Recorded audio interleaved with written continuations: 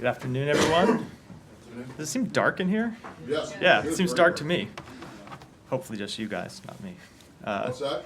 It's just our. Just mood. you, it's just your mood. Okay. Well, with that, with that auspicious opening, let me. Is it good for, is it okay for the cameras? We need the Can they see I think we need the supplemental to pass ASAP.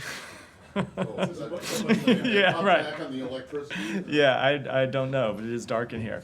I can see you. I can see you, Matt, and, Well, no, and no. more to the point, I can hear you. So. No, I'm more concerned about the cameras being able to see you. Can they? There's enough light on him. I think we'll be. Is there? Okay. All right. All right. You have nothing? I have whatever. I'm ready to take your questions. Okay. All right, let's start with Gaza, the Middle East. Last week, several U.S. officials, including the Secretary and the Vice President, others, talked about the importance of Israel not repeating what it did in the north in the south. And I'm wondering now that the operations in the south have begun, if you think that they are doing or following your advice. Let me say a few things about it. One, I think it's too early to make a definitive assessment. The Secretary was very clear about how we want to judge this based on results, not based on intent. I will say that in the first few days of this renewed military campaign against the South, we have seen some things that don't look like the operation as it was conducted in the north. For example, in the north, at the commencement of operations, you saw them ask or order more than 1 million people to move. We've seen a much more targeted request for evacuations here, where the Israeli Defense Forces have identified specific neighborhoods where they plan to conduct military operations and urged in advance of those operations the people in those neighborhoods to move, rather than telling an entire city or an entire region to vacate their homes. So that is an improvement on what's happened before. They have instructed them to move to areas that we know are deconfliction zones. It's one of the things we discussed with them last week. So UN-supported facilities where people can be out of harm's way. So that is an improvement, but what the Secretary made clear in our meetings with the Prime Minister and other officials of the Israeli government on Thursday is that we do not want to see a military campaign in the south that looks like the north. And what we mean by that, we do not want to see the same level of civilian casualties. We do not want to see the same level of mass displacement. They briefed us on plans that were very detailed, that they said were intended to avoid mass displacement and civilian casualties, but as the Secretary made clear, it's not just intent that matters, it's results, and we are watching very closely and will continue to watch very closely before we draw any definitive assessments. Okay, but there are already reports that the operation in the south has taken a large civilian toll. Do you not? So You don't have a. You still think it's too early to say? I think it's too early to draw a definitive assessment. I will say that, unfortunately, we do expect to see civilian casualties as a result of this campaign. That is sadly true in all wars. It is especially going to be true in a war in a crowded urban environment where the opponent, Hamas, is using civilians as human shields and hiding themselves, hiding their fighters, hiding their infrastructure behind civilians. So what we have made clear to Israel is that we expect them to comply with international humanitarian law and do everything they can to minimize civilian harm, so we don't see a repeat in the south of what we saw in the north. And with respect to that, we're at the very early stage of the operation, and I think it's too soon to draw a definitive conclusion. Yeah. The Israeli government is conducting this investigation to look at Hamas using rape as a weapon of war against Israeli women and girls on the 7th. They say they've now collected more than 1,500 eyewitness accounts of sexual assault, sexual violence, including rape against women and girls that day. Is that something that the Biden administration condemns? And also, have the Israelis shared any of that evidence with U.S. officials? I'm not going to speak to what they have and have not shared with us. We have been briefed extensively on a number of their findings. We don't, of course, have our own independent assessments to make right now. We don't have people on the ground conducting such assessments. But we have seen Hamas commit atrocities, both on October 7th and since October 7th.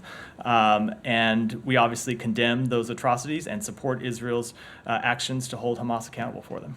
On Friday, the UN Secretary General said, I'm paraphrasing, but seemed to say that all this evidence should be investigated. As far as I'm aware, the UN has not confirmed that they will take up a separate independent investigation. Is that something?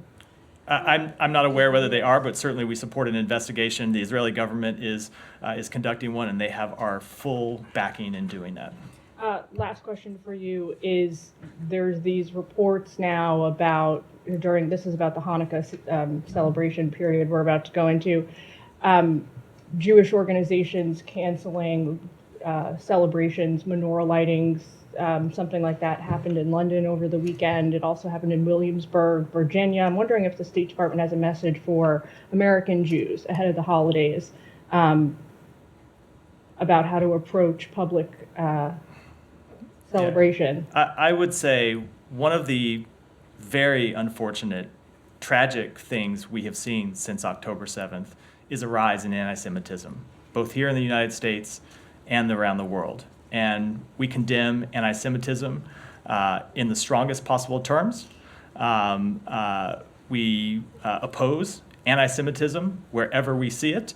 And of course, we tell American citizens always to make decisions based on their best safety and security assessments. And this is not a specific this is not a specific recommendation here to specific to any one city. As you know, the State Department does provide travel advice for events around the world, and when we have updates to provide based on circumstances on the ground, we provide that. So, but I would just say in general, it is tragic that we have seen after more Jews were killed on one day than any time since the Holocaust, that one of the responses has been actually an increase in anti-Semitism. That is extremely tragic, and I think it's incumbent upon everyone in positions of authority to speak out against it.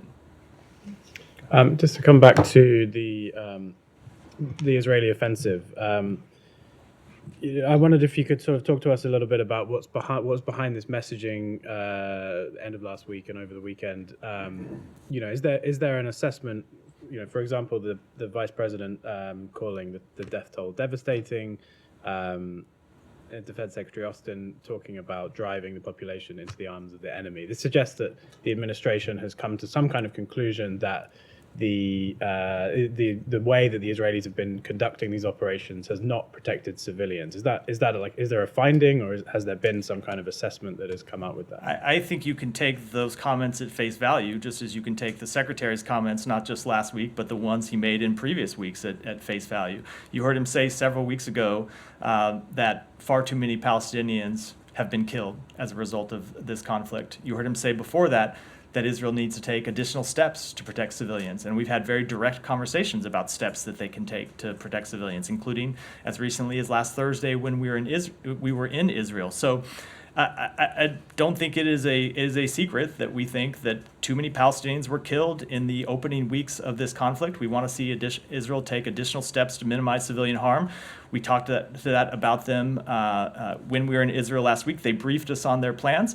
And if you go through their plans about how they intend to minimize civilian harm, you have to step back and remember that the Israeli military is one of the most professional militaries in the world. They have legal determinations that they make when conducting strikes. They go through procedures where they weigh civilian harm when they conduct any of these strikes. They have put in place these plans I mentioned a moment ago to evacuate specific neighborhoods to keep civilians out of harm's way, rather than just telling an entire population to move. So they are going about this with a certain degree of deliberateness to try to minimize civilian harm. But again, it's not just the intent that matters, it's the results. So we've been very transparent with them about what our beliefs have been. The comments that the Secretary made publicly were the same comments that he made in the meeting with them, that we want to see them take additional steps, and we're going to be watching to see how they do. And, it's been noted that, you've had these warnings to civilians, but at some points people have been told to go to certain areas, or these areas will be safe, and then those areas have then been bombarded. Is that something that you've witnessed and are able to? So it is exactly. So let me talk about it this way. So I think that was one of the criticisms of the first few weeks of this campaign, that people were told to move to the south without giving a specific place to go, and then there were attacks on Khan Yunis after people had moved to Khan Yunis. One of the differences that the Israeli government has proposed going forward is there are UN designated facilities in Khan Yunis, in Rafah City, in central Gaza, and in the south, where the Israeli Defense Forces have directed people to go. And those places are on lists of deconfliction zones that should not be the target of military campaigns.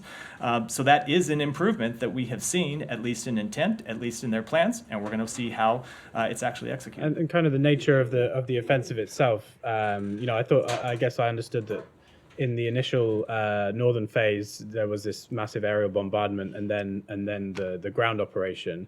I guess we're going through that again. Is the message, this should be a more surgical ground operation without the preceding aerial bombardment, because that's where a lot of these civilian casualties seem to be. I don't want to speak to the specific military operations and military decisions the government of Israel will have to make, and our conversations with them about those tactics that they might pursue. I think it'd be inappropriate to do that. What we have said is they need to take additional steps to protect civilians. I just went through some of the what some of those steps are and some of those steps that we believe they are taking. But there go the lights. But when it comes to specific tactical steps that they might take, I think I'll keep those conversations private. Can I follow up on that? Yeah, Saeed, go ahead. So I understand you correctly. You're saying that the killing of 700 Palestinians over a period of 24. Saeed, I always like when I use my own words, not when you try to put words in my I want to mouth. understand what you said properly. You Yeah. said that we have seen improvement.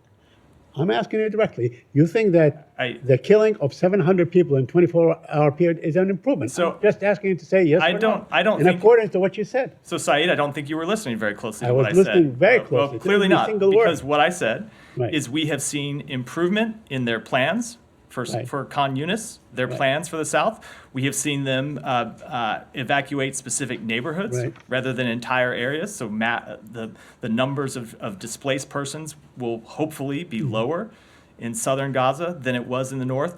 But when it comes to results, Yeah. we are going to monitor it very closely. And I think I was pretty clear about that. And I think the secretary was pretty clear about that on Thursday. Give us a figure. What would be acceptable? It's- What would be acceptable? Because you talked about Saeed, we mourn the loss of every civilian life. We don't want to see any what civilians have you killed done? in this. What have you done to really minimize that? Remember, Washington, Gaza is the size of Washington D.C. When you tell people to move, like now, and they have nowhere to go. They're striking in Khan Yunis. They're saying, actually, we're hitting every place in Gaza. So where should people go? People What should should go. be the end? Saeed, let's take it one question at a time. Before you asked a question, let me answer it. Sure. People should go to the UN designated sites that are on Israeli lists as deconfliction zones that should not be the target of military campaigns. There are already people who are sheltering in those. As the campaign moves to the south and Israel evacuates specific neighborhoods or orders specific neighborhoods to be evacuated, that is where people should go. Okay, but we know that they bombed UN facilities and so on. Let me ask you a couple of other questions. You said that Hamas committed atrocities, right? Okay. Do you call the killing of 20,000 Palestinians an atrocity? So- Does that befit the term atrocity? Saeed, I was speaking to the intentional Right. murdering of civilians that we saw Hamas commit. I don't think, and correct me if I'm wrong, I don't think there is anyone questioning that Hamas intentionally killed civilians. Right. That And is you by don't think- that is by definition an atrocity. And you don't think that Israel intentionally killed We civilians? think far When too you many bomb people. not- when you bomb neighborhoods. I have not seen evidence that they are intentionally There's killing no civilians. We believe that far too many civilians have been killed. But again, this goes back to the underlying problem of this entire situation, which is that Hamas has embedded itself inside civilians, inside civilian homes, inside mosques, in schools, in churches. It is Hamas that is putting these civilians in harm's way. For all the questions, and I understand why people I stand here and people ask me questions about what Israel should do. I'm happy to take those questions. Right. I'm surprised I don't hear more people saying, why doesn't Hamas lay down its arms? Why doesn't Hamas move out of schools? So you're Why asking- doesn't Hamas take additional steps to So protect you- civilians? Because okay. we think they should, as we think Israel should. Okay, so you are asking Hamas to surrender. Is that what you're asking them to do? We would Right welcome Hamas laying down its Hamas- arms and surrendering at any point. Hamas is not an army. They don't have air force. They don't have a navy. They don't have artillery. They have none of these things. They don't really have any kind of regular kind of structure They- that they can conduct their surrender. You know, that Saeed, they may not have a Navy. Well, No. Let me finish. They may not have an Air Force. They have sufficient firepower to have killed 1,200 people on October 7th. So don't tell me that Hamas can't lay down their arms and take additional steps to protect civilians, let alone moving out of all the areas that are putting Palestinian civilians in harm's way. They absolutely can. They could do it today if they cared at all about civilian life. My last question to you, the UN, a former official in the UN, Mr. Mukaiber, said that the most clear-cut case of genocide, the Israeli bombardment and the killing of 20,000 people thus far, is the most clear-cut case of genocide. Do you agree with him? So the State Department has a rigorous process for evaluating what constitutes genocide, ethnic cleansing, or a crime against humanity. Those are terms we only use with very explicit care. You've seen us be You've seen us be very deliberate about that in the past. We are monitoring the evolving situations and are examining facts as they develop. It's an extremely challenging space to get all the information that might be available, but we support Israel's right to continue to take action to ensure that Hamas can never conduct terrorist attacks like it did on October 7th again. And as part of that, we urge Israel to take all possible measures to minimize civilian harm. And I've just gone through a number of those measures. But it doesn't qualify for genocide. I just answered that. Go ahead, Tracy. Thank you. Going back to your answer to the question about the reports of rape of Israeli women by Hamas and use of sexual violence as a war crime, as a weapon of war. You said we've seen Hamas commit atrocities. We obviously condemn atrocities, but you didn't use the words rape or sexual violence, and I'm wondering if there's a reason for that, or not a more explicit condemnation of rape. Only because we haven't made an independent assessment our own. We've obviously seen the reports that Hamas has committed sexual violence. They've committed rape. We have no reason at all to doubt those reports. When you look at all of the atrocities that Hamas carried out on October 7th and the atrocities that they have carried out since, the fact that they continue to hold women hostages, the fact that they continue to hold children hostages, the fact that it seems one of the reasons they don't want to turn women over that they've been holding hostage, and the reason this pause fell apart, is they don't want those women to be able to talk about what happened to them during their time in custody. Certainly, there is very little that I would put beyond Hamas when it comes to its treatment of civilians, and particularly its treatment of women. Right. Yeah, go ahead. On the UN-administered deconfliction zones that you've mentioned a few times now, is it clear to the U.S. that those zones have the capacity and the resourcing that they need to absorb the presumably tens of thousands of people who will head their way? It's something that we continue to work on. Our special envoy, David Satterfield, is of course still in the region, has been there since he was appointed, and is having daily conversations with the relevant UN agencies about this question, and we have been trying to surge aid into those UN agencies. Absolutely, they could use more assistance, they could use more capability, and it's something that we're trying to deliver in what is, of course, a very challenging environment. So it's not clear that these zones are actually a viable option for the people who need to flee to them. Look, when it comes to making a choice about being in an area that is undergoing major combat operations versus evacuating to a UN-run, either a refugee center or another UN-run facility where you can get food and water and medicine. Certainly, I think the choice is pretty clear, but the conditions are still pretty difficult even in those sites, and we're trying to increase the level of assistance that we get in to address that humanitarian issue. I will say that one of the things that we have seen since the breakdown of the pause of last Friday is that we saw initially a diminution in the amount of aid going into Gaza through Rafah. We have been trying very hard to get that aid back up, not just to the levels that it was at during the pause, which was around 200 trucks a day, but to actually increase it and to change the nature of what's coming in, so these are not just deliveries of humanitarian assistance from relief organizations, but also some resumption of commercial activity. So there can be commercial deliveries in, and I think we're making progress on that. We have urged that Kerem Shalom be reopened, not as a crossing, but for screening. I think we're making progress on that. So the answer, I know it's a very long answer to your question, but I think the answer is, it is not a perfect situation by any stretch of the imagination. There aren't a lot of perfect answers in this very difficult situation, but we're trying to improve it as much as we can. I do want to talk about the aid, but I just want to highlight the fact that, I mean, you've highlighted that one important step the Israelis are taking is to point to these deconfliction zones. But again, it is not clear that those are going to be a viable option for many or even most of the people who need to use them. I think that certainly the deconfliction zones are a place where people can go to be safe from attack. Some number That is, of them. to be safe from attack. The question is, but that said, we also need to increase the amount of food, water, medicine that's getting into to Gaza for those sites, as well as for other people. But most commercial activity is suspended, and so even if you're at home, you may not have access to food, water, and medicine, let alone in a refugee facility. So we're trying to get all this increased for the benefit of everyone inside Gaza. Okay, so on aid, you said you wanted to talk about it. So what is the picture right now? How many trucks are getting in? How many do you expect to get in the next several days? So we actually don't have reliable data about the number of trucks that have moved in yesterday, Saturday. We know that they resumed and we're going in over the weekend, but there's been kind of spotty reporting from the ground of what the actual number is. So we don't have one as of 1:10 today. Hope to have one later today or certainly tomorrow. But whatever the number is, it's not an acceptable number. It's not at the 200 trucks a day that was happening during the pause, let alone where we want to get it to. We have seen fuel start to go back in. We saw that in the immediate aftermath of the pause being suspended, the Israeli government was not early on Friday allowing fuel to go in.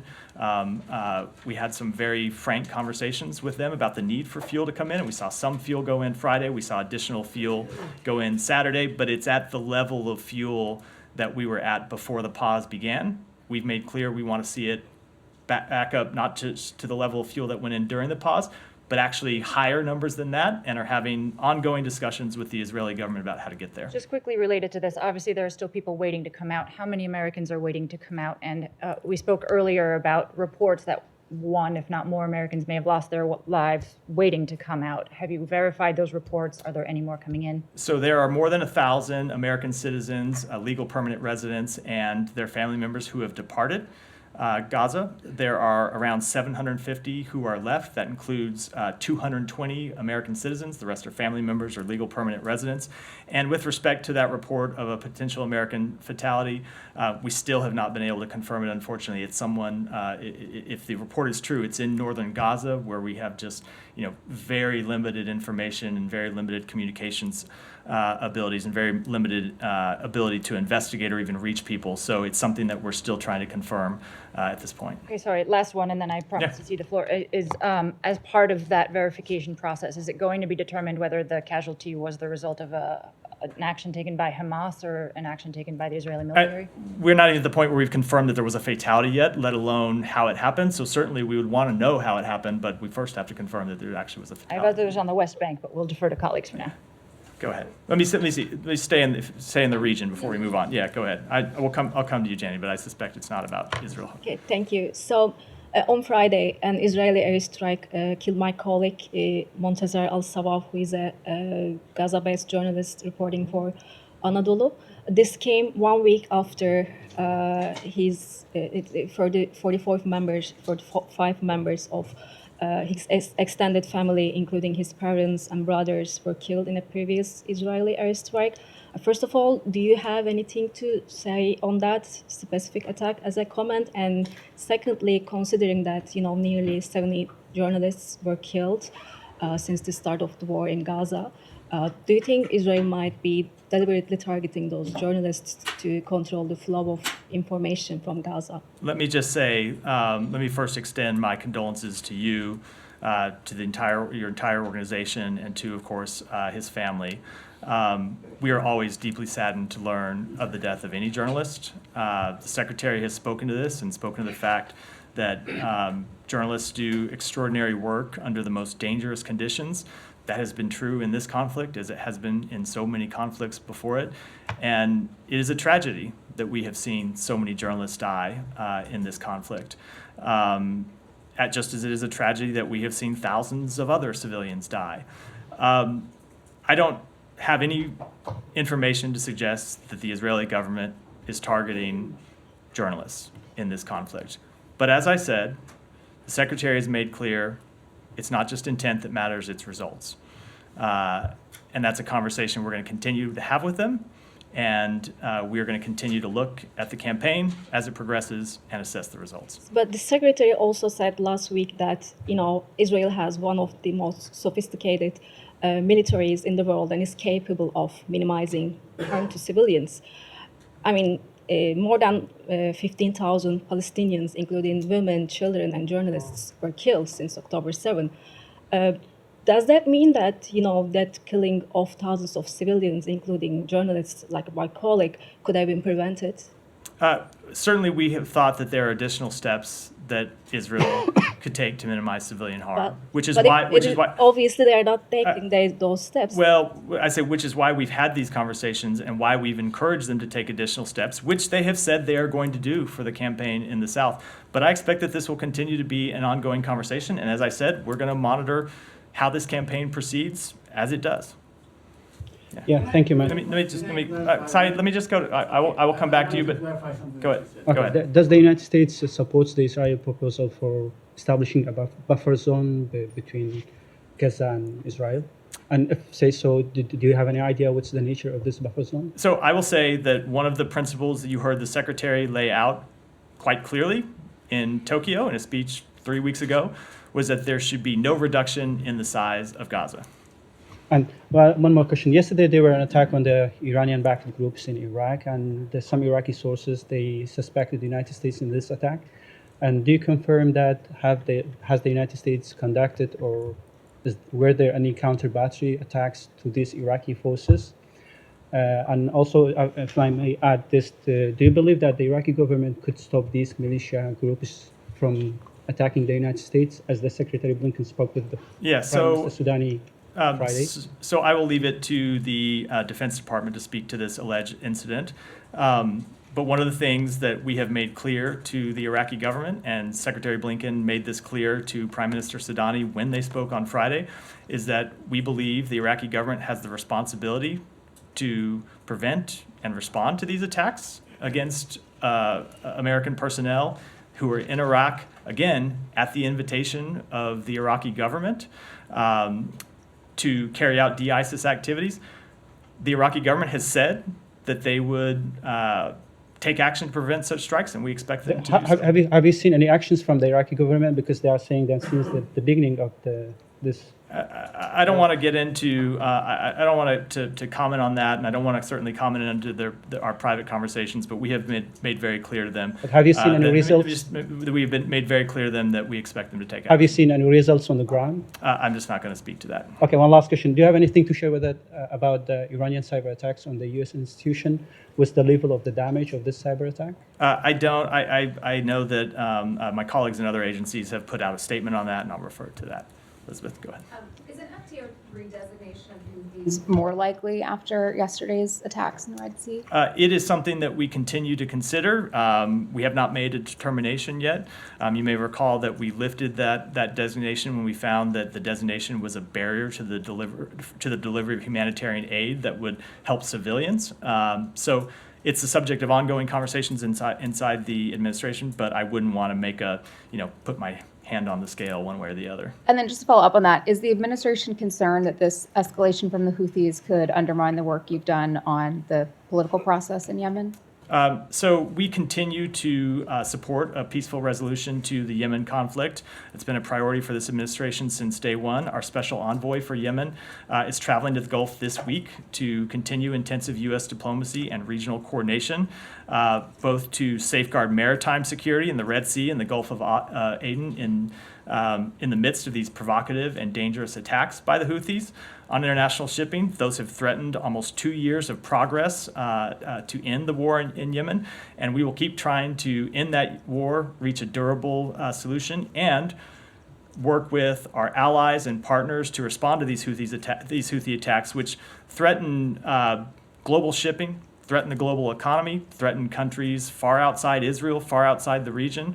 I think this is a matter of global concern, which is why we're talking about it with allies and partners around the world. Matt, can I go back to something you said in response to one of the questions about sexual violence? I'm just interested because the phrasing that you used was curious to me, at least. You said you have no reason to doubt any reports that rape was used as sexual violence was used by Hamas. You said the fact that they, meaning Hamas, continue to hold women hostages, okay, that is a fact. The fact that they continue to hold children hostages, that is also a fact. But then you said the fact that it seems one of the reasons they don't want to turn women over that they've been holding hostage, and the reason that the pause fell apart is that they don't want those women to be able to talk about what happened to them during their time in captivity. The fact that it seems, Maybe- why do you, is this I'll just drop- conjecture on your part, or do you know, do you have very good reason to believe, evidence to believe that Hamas is deliberately continuing to hold on to female hostages because they're concerned that they will speak about atrocities that they were subjected to? So I will accept the edit, not fact, seems is a better way to say it, but let me answer the question. The humanitarian pause, which resulted in a release of hostages, was negotiated with some very clear terms, and that was that children and women would be the first priority to be released. Near the end of that pause, last Wednesday, Thursday, when we were getting towards the end, Hamas was still holding on to women that should have been the next to be released.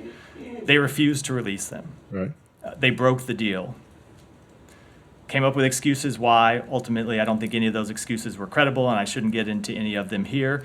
But certainly, one of the reasons that a number of people believe they refused to release them is they didn't want people to hear what those women would have to say publicly. when you I say- don't. I won't say fact because I don't know it for a fact. Oh, okay, but when That's you without- say a number of people believe, I just let me just say. people in the U.S. government? Let me just finish my answer.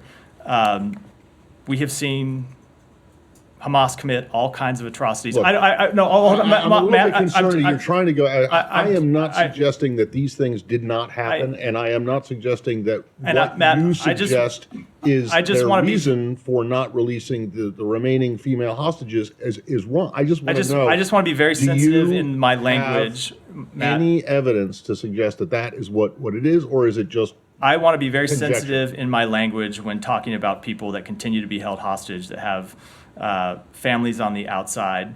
What I will say is we know Hamas has committed atrocities. I We know don't- hold on. They continue to hold women. They were going to release these women, and then suddenly at the last point reneged on the deal and were never able to provide a credible reason why. We hope that they will change their mind and release Okay, those women. so, but we haven't but you seen. don't know, though, for certain that the or a reason for them reneging on the deal and not releasing them is because they're worried about them speaking about. So I'm not able what to they speak with a endured. definitive assessment that that is the case. We would like to see them release the hostages so they could talk about whatever treatment or mistreatment they had undergone. Sorry, man. Saeed, I have gone to you number. Please, Matt, on this point. Elizabeth, go ahead. Matt. Olivia, sorry, Elizabeth. Saeed, I asked you, Saeed, I will come. Saeed, I will come to There you. could be soldiers. Saeed, I will come. There are women who are not soldiers who continue to be held. But there are No. women, Palestinian women. And there are women, Right? so I will come back to you. You've had a number of Please. questions already. Olivia, sorry, go ahead. Specifically on that point, there is still one American woman being held that we are aware of, right? Is everything that you're saying applicable to her situation? I don't want to expand any further than I have in my remarks, except to say that we do want to see her released. We had hoped to see her released as a result of these negotiations last week. Hamas reneged on the deal and wouldn't release her, but certainly we are concerned for her situation as we're concerned for the situation of all the hostages. Okay, I have West Bank. Yeah, go ahead with the West Bank. I promise I will come to you before the briefing's open. I promise. I just want to stay in the region a little bit longer before we move on. Go Sure. ahead. Well, the secretary last week said that he had made clear to his Israeli interlocutors that the U.S. had expectations for Israel addressing extremist violence in the West Bank. Has any of that moved forward from the U.S. perspective? So- Have the Israelis taken concrete steps and given you evidence that they have? We have seen them take some steps to respond to extremist violence against Palestinians in the West Bank. We don't think those steps have been sufficient. We think they need to prosecute people who engage in violent activities against Palestinians. And one of the things that the Secretary made clear in his conversations with the Israeli government is that while this doesn't in any way obviate the need for them to take additional actions, that we are prepared to take our own actions on behalf of the United States government. So some of those actions are said to be visa restrictions on some of the extremists at hand. Are those set to be rolled out in any near term? I don't want to talk about a timetable, but the president signaled in an op-ed a couple weeks ago that those were under consideration. And as I said, we have made very clear to the Israeli government that we will be taking additional steps to hold people responsible for violent extremism against Palestinians, to hold those people accountable. And what options do you have in the case of American extremists who are perpetrating violence in the West Bank? Can you issue? So certainly you can't issue a visa restriction against an American citizen, a blue passport holder. But I would say that for actions that take place inside Israel, the Israeli government should hold people accountable no matter what their nationality is. All right, Jani, finally. Thank Go you ahead. very much, Matt. South Korea successfully launched a solid fuel space launch vehicle yesterday. How do you see this different from North Korea's recent military satellite launch? And I follow up. Well, so South Korea is not the subject of multiple UN Security Council resolutions over its dangerous and destabilizing activities in this area. And the second question, the State Department designated North Korea as a state sponsor of terrorism. What are your predictions about possibility of North Korea as a state sponsor of terrorism engaging in dialogue with the United States in the future? So we have made clear that from the outset of this administration that we would welcome dialogue with the DPRK. We would welcome a peaceful resolution to our concerns over its destabilizing activities. We have made clear that we do not seek conflict with the DPRK in any form or fashion, but as of yet, those entreaties have all been rejected, and I wouldn't want to make any predictions about the future. Go ahead. Yeah. Thank you, Matt. On plot against an American citizen on India. According to New York Times report, I quote, India's intelligence services have long been accused of orchestrating targeted killing in the country's immediate neighbors. As a plot against an American citizen foiled by the US government informant and exposed in federal court, do you think it should be stopped in anywhere and everywhere? And what is the Indian response as you expose these incidents? So two things. One, we have made clear that we oppose transnational oppression no matter where it occurs or who might be conducting it. That's not a comment specific to India. That's a comment specific to any country in the world. Second, with respect to this specific case, there's an ongoing law enforcement matter at issue here, and we don't talk about those from this podium. I would defer to DOJ to do that. But I would say that when this alleged incident was brought to our attention, we made very clear at the most senior levels of our government, the most senior levels of the Indian government, how seriously we would treat something like this. They have opened an investigation into the matter, and we look forward to seeing the results of that investigation. Two more on Bangladesh. In light of the current situation in Bangladesh, where the government conducting election in an unprecedented manner by detaining 20+ thousands opposition party leaders and activists, custodial death keeps rising as 3 opposition activists died in 6 days, arresting family members in absence of the targeted individual, allowing newly minted King's Party to participate to secure their win. All major political party, including the main opposition BNP, boycotting the election. How does the U.S. government assess the likelihood of free, a fair election atmosphere in Bangladesh? Again, I'm gonna move on after this one because I've got limited time. I know there's a lot of people that still have questions. I'm not going to speculate on the outcome of the elections. I will say what we have said a number of times before, which is we will continue to engage with the government, opposition, civil society, and other stakeholders to urge them to work together for the benefit of the Bangladeshi people to ensure free and fair elections that are conducted in a peaceful manner. Sean, guys, one at a time. Sean, go ahead. Can I ask you a few things? I'll try to be quick. Yeah. Cuba, Ambassador Rocha, do you have anything to say about him? The only thing I'd say, again, an ongoing law enforcement matter here, where you've seen an indictment unsealed today.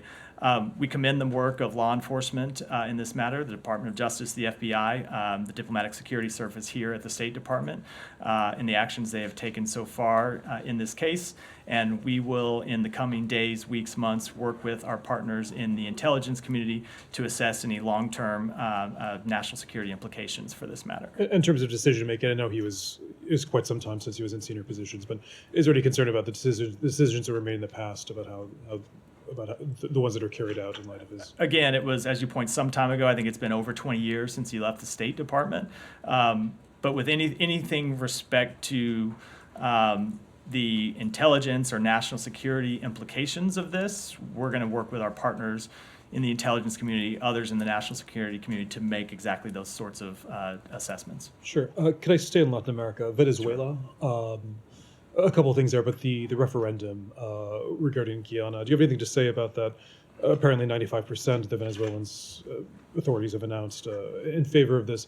Do you have any message in terms of how Venezuela should go about after this? Do you recognize some legitimacy to the vote? How do you feel about it? I will say that we support a peaceful resolution of the border dispute between Venezuela and Guyana.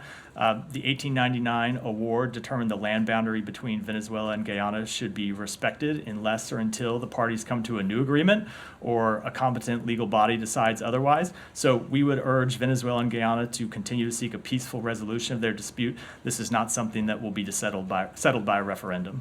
Could I stay in Venezuela? Yeah. The statement that you issued late Friday about the sanctions relief in Venezuela, has there been any determination yet on whether Venezuela is actually, the Maduro government has gone ahead with its part of the bargain in this, and whether the U.S. is going to go ahead with sanctions? So they have not gone through with their part of the bargain. There are two additional steps that we want to see them take. We want to see them release political prisoners, and we want to see them release wrongfully detained Americans. That was part of the framework agreement that we had agreed to, that we had come to with them. They have not carried out their part of the agreement.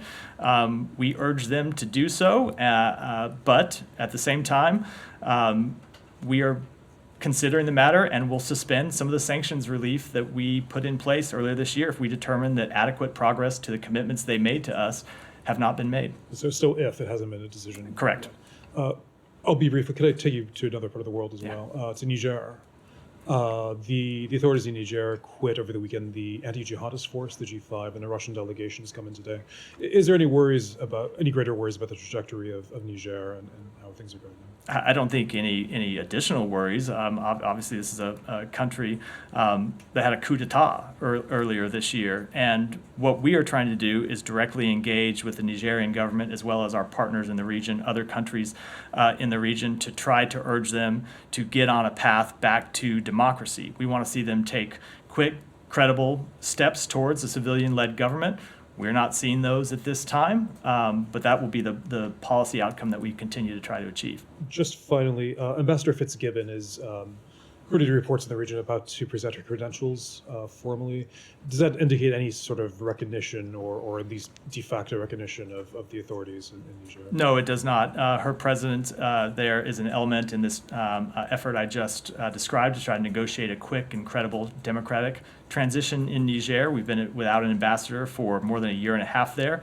As we said, the democratically elected government was deposed in a coup, and our goal now and the goal of the new ambassador will be to try to move Niger back in a transition to democracy. And just very finally, Henry You said that last time. I'm trying to hit everything. Henry Kissinger. I'm not going to ask you for a great assessment on his life at times, but is there anything in the department that's being planned in light of his death? Let me get back to you on that. I'm sure there are things that probably people here are planning. I'm not aware of any. The secretary put out a statement on this on Thursday, and if we have any events to announce, I'll come back to you with those.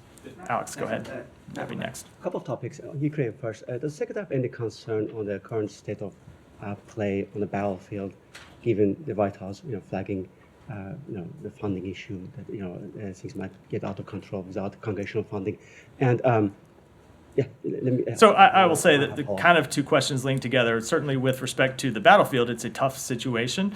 The Ukrainian forces are fighting against the very entrenched Russian military. We've seen them make progress.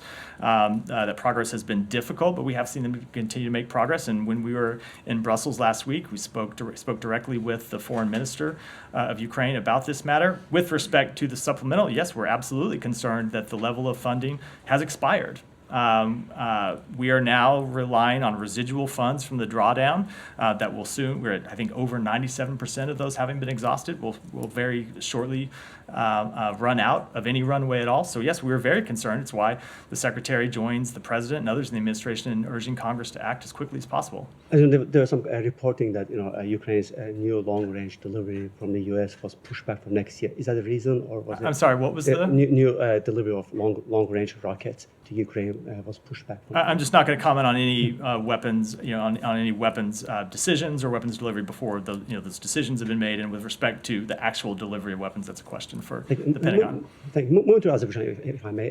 Iranian naval commander just arrived in Azerbaijan. Any worries on your end about Azerbaijan potentially flirting with Iran? I'm sorry, any worries about Azerbaijan's flirting with Iran these days? I don't have any comment on that. Okay. I got to go to Abby because I've got to wrap. Come back to one as well. I got to wrap shortly, and I've got a few people to go. Abby, go ahead. Russia, can you provide any information on reports that a U.S. citizen was reportedly found dead in a temporary detention center? So we have seen those reports. We haven't confirmed them yet, and so because of that, don't have any comment. Can I have one quick follow-up on a previous subject? There are people who are accusing the UN of slow rolling the probe into alleged sexual violence committed by Hamas. Do you have any specific comment on that? I know you don't. I don't have any specific comment other than to say we would urge those reports to be fully and credibly investigated. I'll be very short. Go ahead. Thank you. I have a question about the Radio Free Europe, Radio Liberty journalist, the U.S. citizen, U.S.-Russian dual citizen, also Kurmasheva. Several lawmakers have written the secretary asking to designate her as wrongfully detained. Has that designation, has a decision been made in her case yet or not? And if not, why? So it has not, and I will say, as I've said on a number of occasions about previous wrongful determination cases or cases where people have called for us to determine that someone is wrongfully detained. It's a matter that we take very seriously here.